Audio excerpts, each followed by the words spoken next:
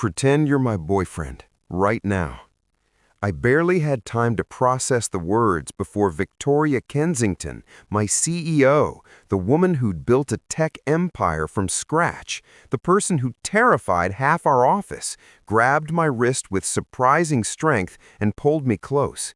"What?" I started, but she cut me off with a look that could melt steel. "Please," she whispered, and there was something desperate in her voice I'd never heard before. "Just for 5 minutes. He's here." That's how it started, not with romance or careful consideration, but with my boss using me as a human shield in a bar on a Thursday night.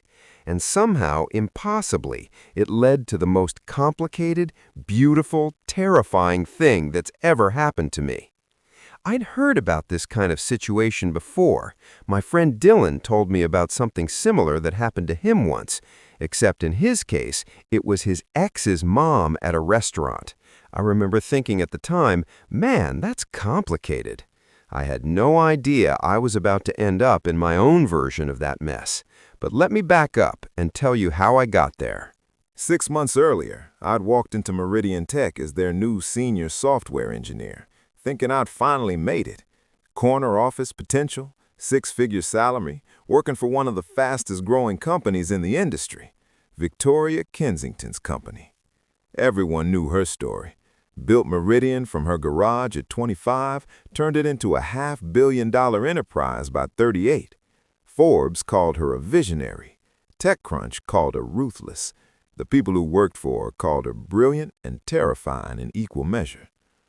My first day, she walked into the conference room where I was waiting, and I understood immediately why people were intimidated. She moved like someone who owned not just the room, but the entire building, the block, possibly the city. Dark hair pulled back severely, wearing a suit that probably cost more than my car, eyes that seemed to catalog your worth in seconds. "Josh Martinez," she said, extending her hand. "Your portfolio impressed me. Don't disappoint." That was it.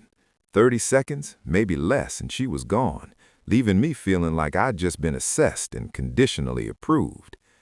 The next 6 months were brutal. Victoria didn't just have high standards, she had impossible ones. She knew every project, every deadline, every line of code. Nothing escaped her notice. But she wasn't cruel about it. When you succeeded, she noticed. When you failed, she helped you improve. She pushed because she believed we could be better. And despite knowing it was the worst possible idea, I started noticing things about her. The way she rubbed her temples during long meetings, how she was always first in, last out, the exhaustion in her eyes during late project reviews, the fact that she was always, always alone. Then came the Morrison account, our biggest potential client. Victoria made me technical lead, which meant 18-hour days, vanished weekends, my apartment becoming just a place to shower. The office became my world, and Victoria was always there, working alongside us. We landed it. The presentation was flawless. The client signed immediately. Victoria gathered the team to celebrate, and when she thanked me specifically in front of everyone, the way she smiled at me across the room, it did something to my chest I couldn't quite explain. After that, things shifted subtly. Brief moments where our hands would brush, times I'd catch her watching me, conversations that lasted slightly too long, or maybe I was imagining it all. Then came that Thursday night at Harrigan's. I wasn't planning to go anywhere except home, but I passed Harrigan's on my walk to the subway, a quiet place where professionals went to decompress. On impulse, I ducked inside, one drink to take the edge off. I'd barely settled at the bar when I saw her. Victoria was at a table in the corner, alone, staring at her wine glass with an expression I'd never seen on her face before. She looked lost, not the powerful CEO who commanded boardrooms, just a woman alone on a Thursday night, looking like she'd forgotten why she was there. I should have left. This was clearly private, but she looked so isolated, so unlike herself, that I found myself walking over before I'd consciously decided to. "Victoria?" She looked up sharply, surprise flashing across her face, then something like relief. "Josh, what are you doing here?" "Long week. You?" "The longest."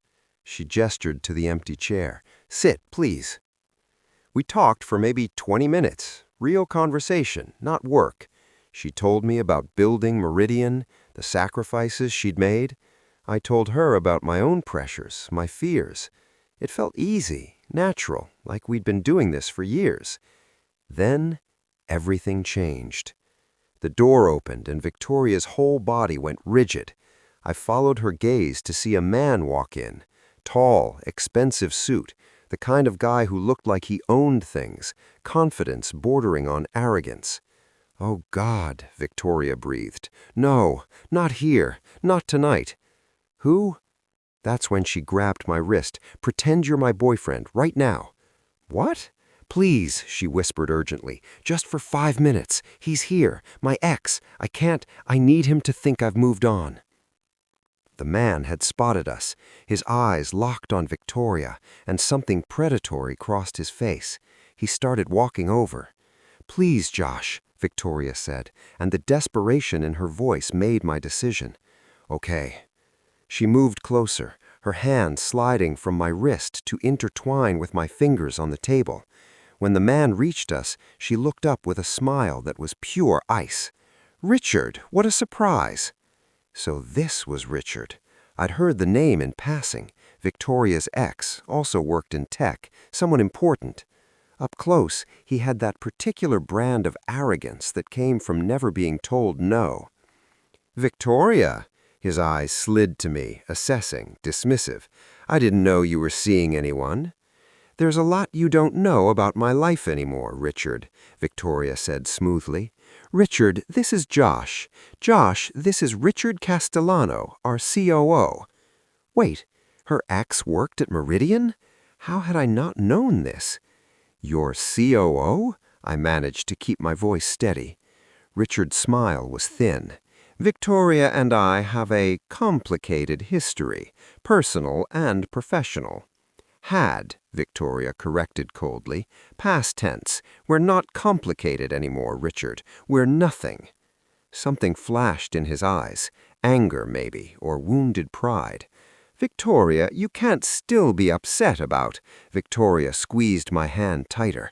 "I'm over it, completely. Josh and I have been seeing each other for a few weeks now, actually."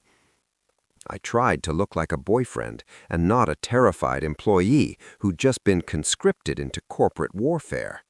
Richard studied us for a long moment, his jaw tight. "How unexpected. Well, I hope he knows what he's getting into. Victoria has very particular requirements." "I should go," Victoria said abruptly, standing. "We should go. Come on, Josh." She practically dragged me out of the bar, her hand still gripping mine. We made it half a block before she stopped, leaning against a building, breathing hard. "Thank you," she said. "God, thank you. I couldn't face him alone. Not tonight." "What just happened?" She laughed, but it sounded broken. "My past colliding with my present in the most humiliating way possible." She looked at me. "Richard and I were engaged 2 years ago. He left me for his assistant 3 months before our wedding." "Jesus, Victoria." "The worst part?" Her voice cracked. "My family loved him. They thought he was perfect, ambitious, connected, likely to merge his company with ours and make us even bigger. When he left, they acted like I'd done something wrong, like I'd failed to keep him interested. Nobody cared that he destroyed me. They just cared that the deal fell through." My chest ached. That's horrible. For a second, I thought about Dylan's story again, how he ended up in that situation with his ex's mom, after both of them had been hurt by people who were supposed to care about them. I was starting to understand how something like that could happen. When you're both broken in the same way, you recognize it in each other. And now he's our COO because the board insisted we needed his expertise, and I have to see him every day and pretend I'm fine with it, pretend it doesn't kill me that he moved on so easily while I— She stopped herself. "While you what?" while I buried myself in work and convinced myself I didn't need anyone. She looked at me with something raw in her eyes. I'm sorry I used you like that. It was inappropriate. You're my employee, and I put you in an impossible position. I didn't mind, I said honestly, and for what it's worth, he looked pretty rattled when we left. A small smile crossed her face. He did, didn't he? Then she sobered. Josh, can I ask you something crazy? At this point, why not? The annual Client Appreciation Dinner is in 2 weeks. It's a huge event. All our major clients, the board, everyone important. I always go alone, and people whisper about it, about me, about how I'm too cold, too focused on work, how no one could love someone like me. Her voice dropped. Richard will be there with his fiancée. Yes, he's engaged to the assistant now, and I can't show up alone again. I can't give them another year of pitying looks and gossip. I was starting to understand.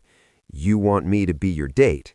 It would help my image, make me seem more approachable, more human. The board's been concerned about my public persona, how it affects client relationships. She was talking faster now, like she was trying to convince herself as much as me. It would just be one night. We'd arrive together, stay for a few hours, leave. Nothing complicated.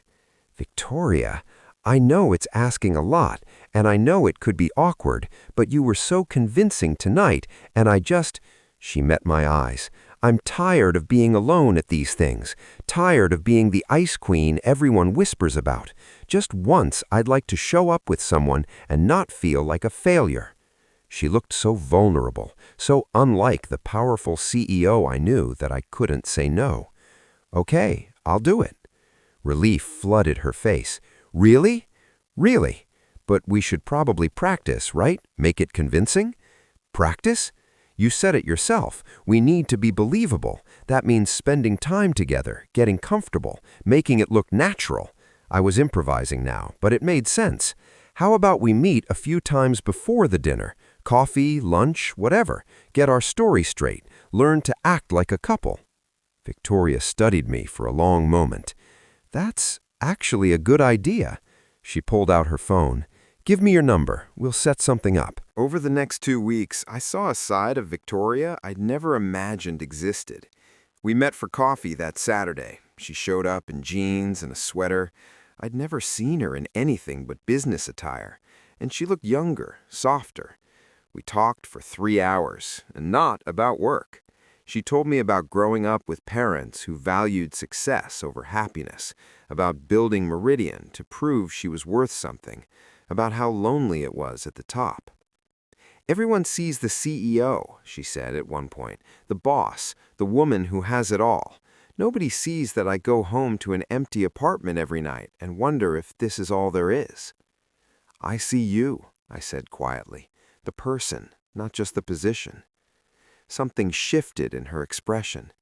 How do you do that? Make me feel like I'm not invisible. We met again Tuesday for lunch, then Thursday for dinner to discuss our story, how we met and how long we'd been dating, what we liked about each other. But the conversation kept drifting away from strategy into something more real. What do you want, Josh? She asked over dessert. Beyond work, beyond success, what makes you happy? The question hit me hard. It reminded me of what Dylan had told me, how his ex's mom had asked him the same thing that first night, and neither of them had an answer. I didn't have one either. Honestly, I don't know anymore. I've been so focused on building my career that I forgot to build a life.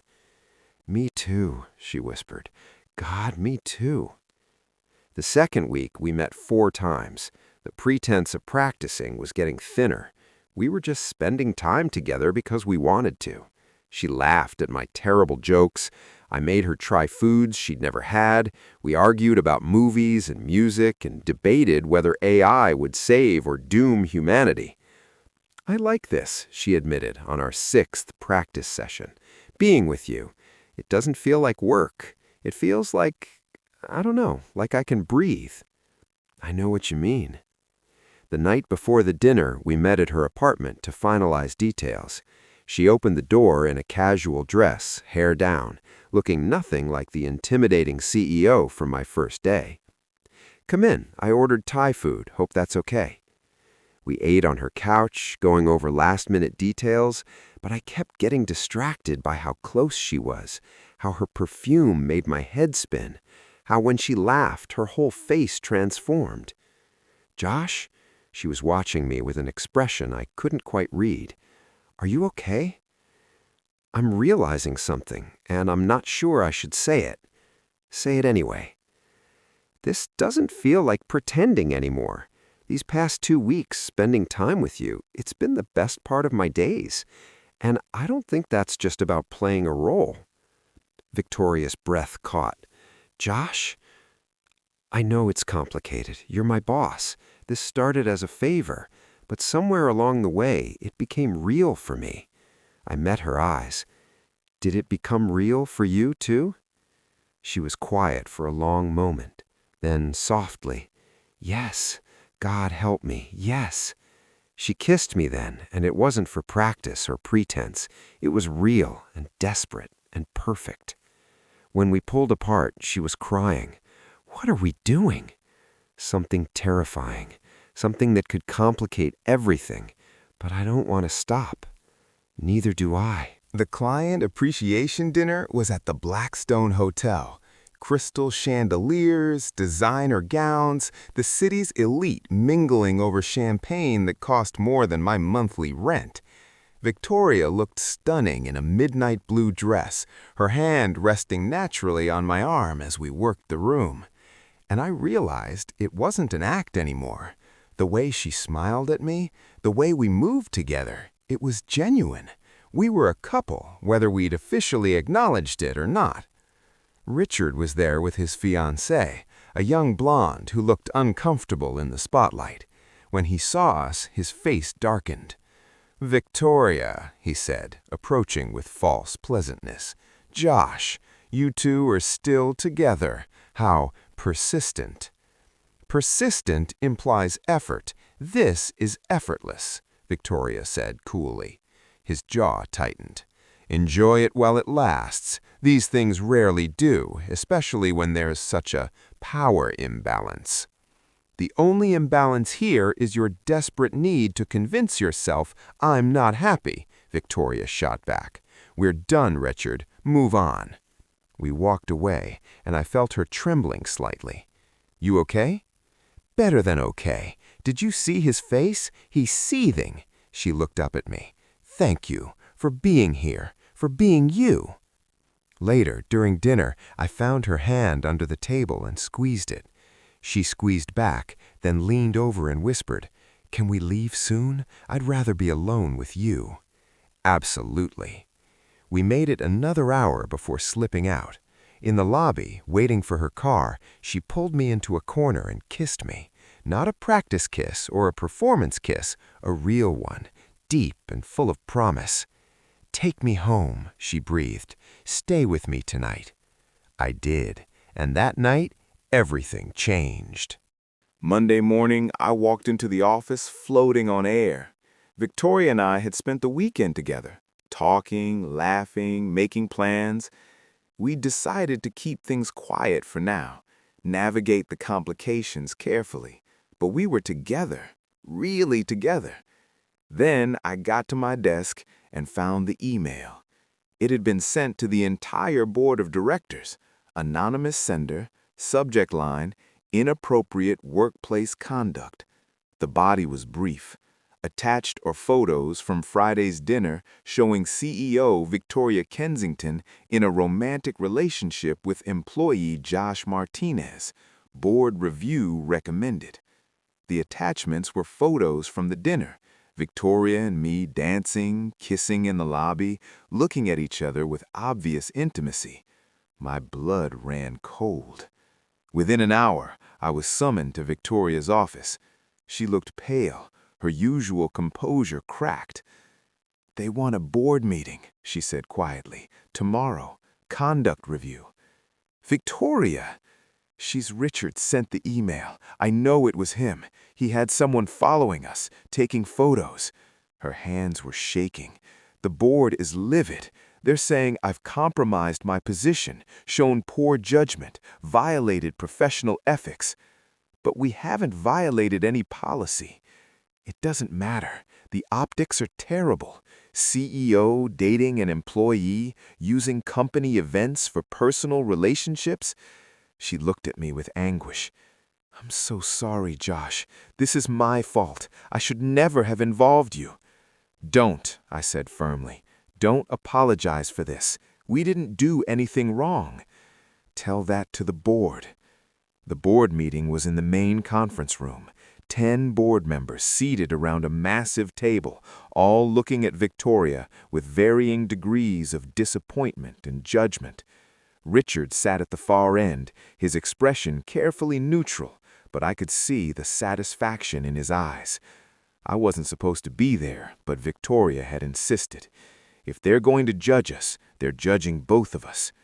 The board chairman, Gerald Morrison, opened the meeting.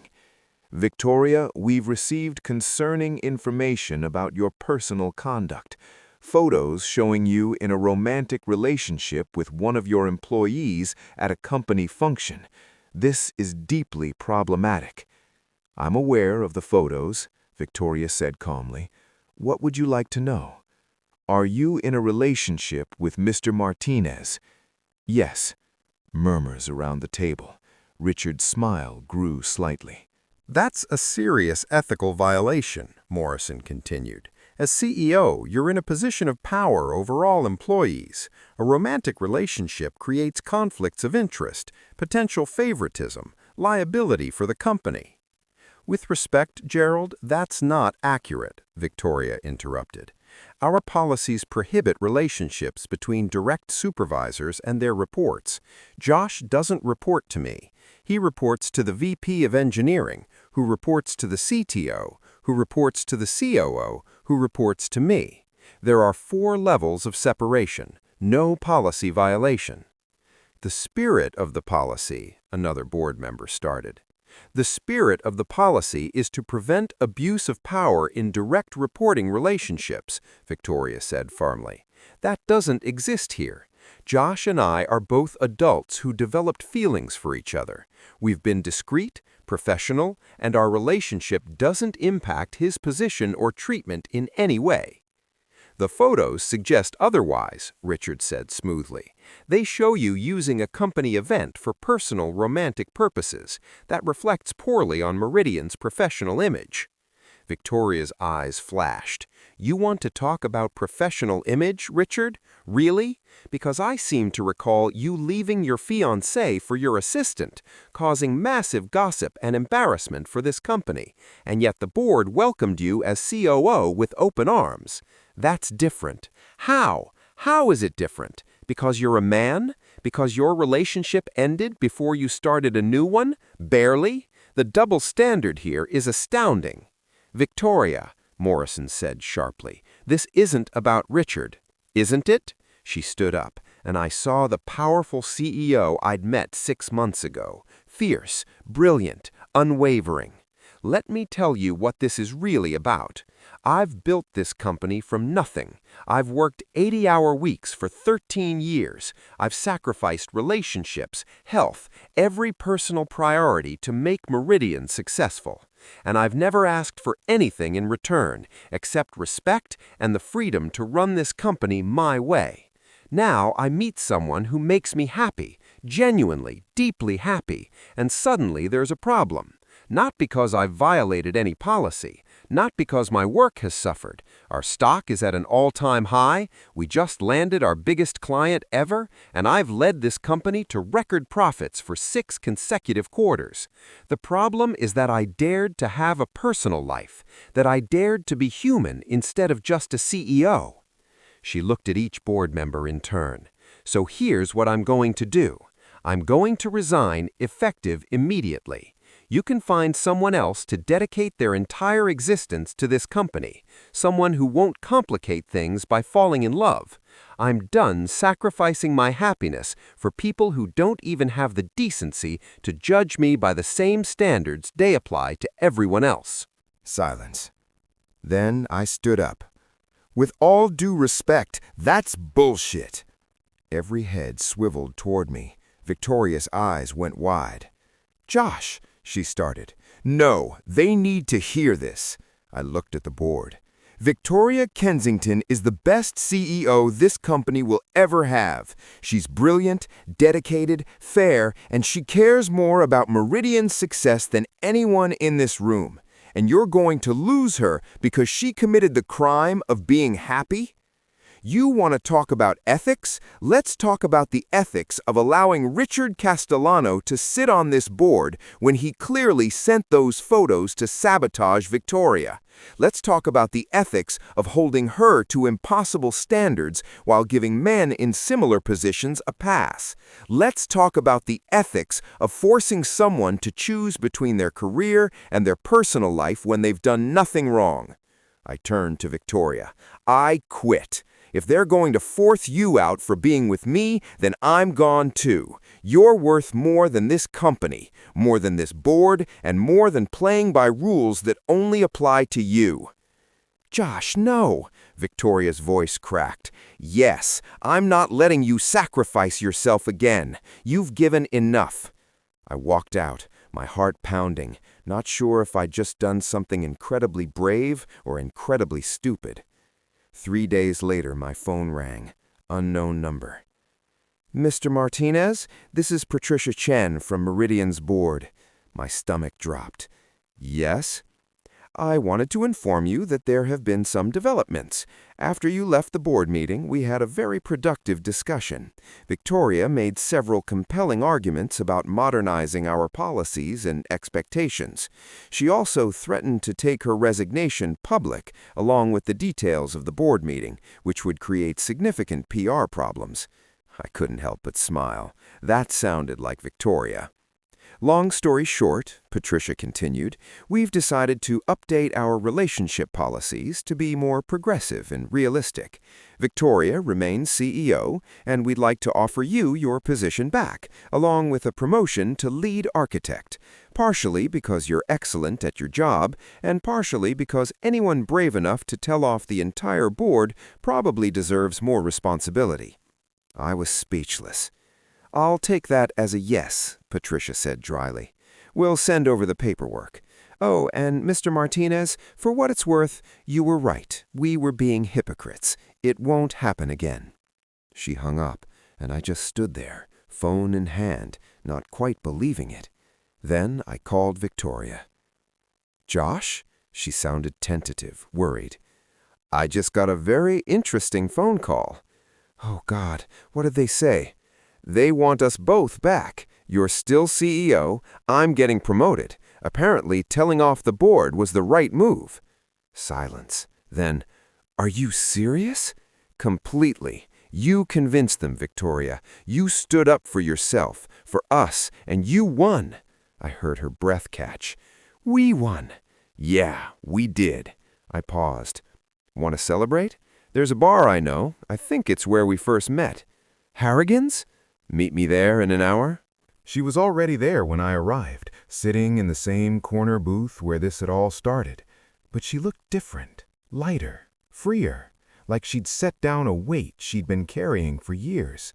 I slid in across from her and she smiled, a real, genuine, unguarded smile. So, I said, we survived. We did more than survive. We changed things. The board's actually implementing new policies, modern ones. I think we might have accidentally started a revolution. You started it. I just yelled at some people. She laughed. You did more than that. You believed in me when I was ready to give up. You fought for me when no one else would. Her hand found mine across the table. You made me remember that I'm allowed to want things for myself, not just for the company. What do you want, Victoria? She looked at me with those sharp, assessing eyes that had terrified me 6 months ago and now just made my heart race. I want to stop pretending, stop performing, stop being just the CEO and start being a whole person.